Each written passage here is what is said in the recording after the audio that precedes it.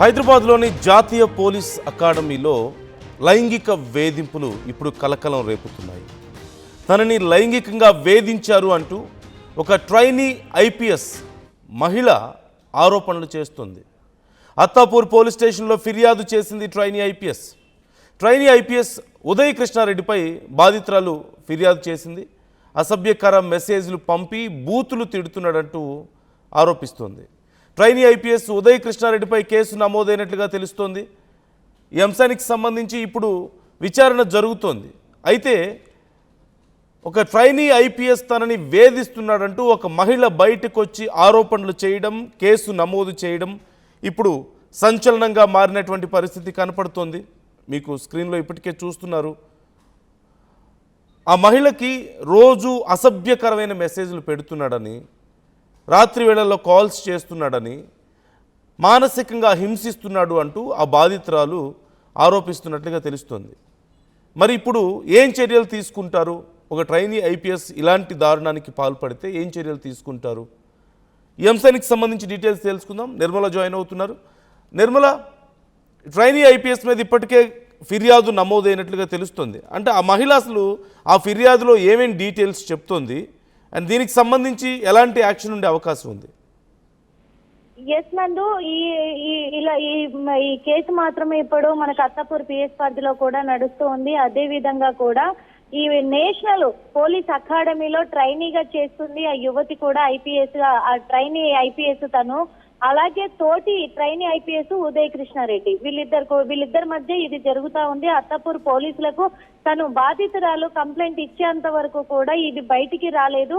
కాకపోతే ఇక్కడ ఇప్పుడు ఈ విషయం బయటికి రావడం పట్ల కూడా అందరు కంగు తింటున్నారు ప్రజలంతా కూడా. ఎందుకు అనంటే ఒక చట్టాన్ని, న్యాయాన్ని కాపాడాల్సిన పోలీసే ఇంకొక పోలీసు మీద ఇలా లైంగిక వేధింపులకు దాడికి పాల్పడితే ఇంకా మిగతా వాళ్ళు ఎలా ధైర్యంగా వెళ్తారు ఆ డిపార్ట్మెంట్ లోకి? ప్రజలకు ఎటువంటి హామీలు ఇస్తారు, ఎటువంటి రక్షణ కల్పిస్తారు వీళ్ళు అనే విధంగా కూడా ఇప్పుడైతే ప్రజలు మాట్లాడుకుంటున్న సందర్భాలను కూడా చెప్పుకోవచ్చు.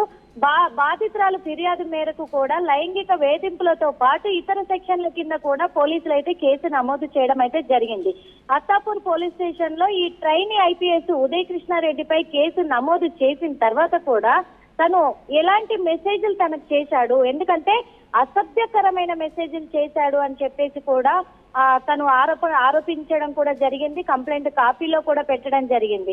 అసభ్యకరమైన ఈ మెసేజ్లన్నీ కూడా చేయడమే కాకుండా ఇక్కడ డిపార్ట్మెంట్ లోకి, ఇక్కడ ఆఫీస్కి వచ్చిన తర్వాత కూడా తనను ఒక గదిలో బంధించాడు.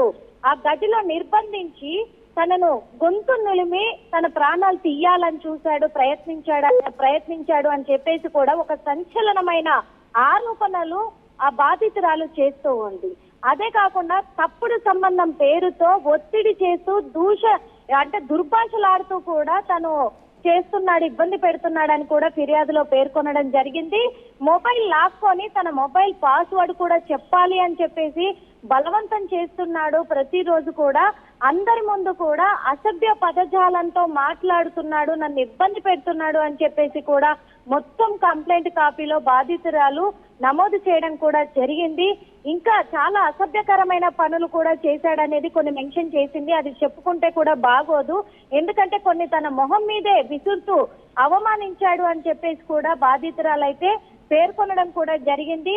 అసభ్యంగా తన ప్రైవేటు పార్ట్స్ పైన తగులుతూ తనని రికార్డ్ చేశాడు అని కూడా చెప్తూ ఉంది. అంటే తన పట్ల దురుసుగా ప్రవర్తిస్తూ ఎక్కడ పడితే అక్కడ తను టచ్ చేస్తూ కూడా వీడియోలు తీసి తనను భయప్రాంతులకు గురి చేయడం కూడా చేసి ఆ వీడియోలను బాధితురాలు భర్తకే పంపి బ్లాక్ మెయిల్ చేస్తున్నట్టుగా కూడా పేర్కొనడం కూడా జరిగింది ఫిర్యాదులో బాధితురాలు.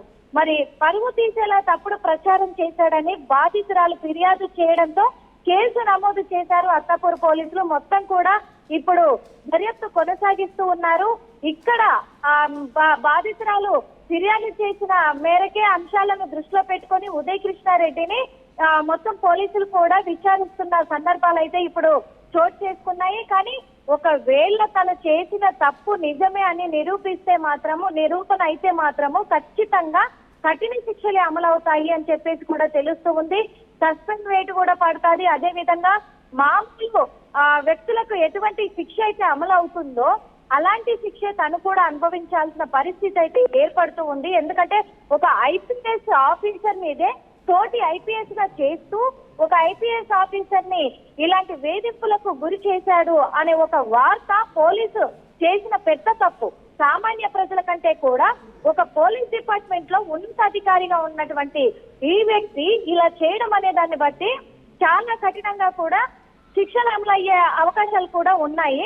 కాబట్టి పోలీసులు అయితే కేసు నమోదు చేసుకున్నారు, దర్యాప్తు కొనసాగిస్తున్నారు. ఓ పక్క ఈయన కృష్ణారెడ్డి, ఉదయ కృష్ణారెడ్డిని కూడా విచారిస్తూ ఉన్నారు ఏం జరిగిందనే కోణంలో. ఇంకా పూర్తి వివరాలు కూడా బయటికి వెల్లడించే అవకాశాలు ఉన్నాయి. ఇక్కడ ఇది నిజమా కాదా అని చెప్పేసి తోటి పోలీస్ ఆఫీసర్లు కూడా ఉంటారు కాబట్టి, ఎందుకంటే అందరిలో కూడా చాలా అసభ్యకరంగా మాట్లాడి నన్ను అవమానించాడు అని చెప్పేసి కూడా సహచరుల ముందే జరిగింది అని ఆరోపిస్తోంది ఇక్కడ బాధితురాలు. కాబట్టి ఆ సహచరులను కూడా వీళ్ళు విచారించే అవకాశం అయితే కనిపిస్తూ ఉంది. నందు yeah right. Thank you Nirmala, thanks for the details. దీనికి సంబంధించి ఇప్పుడు విచారణ జరుగుతుంది. చాలా దారుణంగా, చెప్పుకోలేనంత దారుణంగా ఆ యువతిని హింసించాడు అంటూ తెలుస్తోంది. తన ప్రైవేట్ పార్ట్స్ని టచ్ చేస్తూ వీడియోలు తీసాడని, అలాగే అసభ్యకరమైనటువంటి చాలా జుగుప్స కలిగించేంత దారుణమైన మెసేజ్లు, వీడియోస్ పంపించడం, ఇలా తనని చాలా రోజుల నుంచి ఇబ్బంది పెడుతున్నాడు అంటూ ఇప్పుడు కంప్లైంట్ చేసింది. మరి ఒక ట్రైనీ ఐపీఎస్ అధికారి మీద ఎలాంటి చర్యలు ఉండబోతున్నాయి అనేది ఇప్పుడు కొంత ఇంట్రెస్టింగ్గా ఉంది. ఖచ్చితంగా అతన్ని సస్పెండ్ చేసే అవకాశం ఉంది అంటున్నారు. మరోవైపు ఈ విచారణ పూర్తవడానికి కొంత సమయం పడుతుంది. పూర్తి విచారణ జరిగిన తర్వాతనే, అతన్ని కూడా క్వశ్చన్ చేసిన తర్వాతనే చర్యలు ఉంటాయని చెప్తున్నారు. సో ఈ అంశానికి సంబంధించి మీ అభిప్రాయాలు ఏంటి? కామెంట్ చేయండి.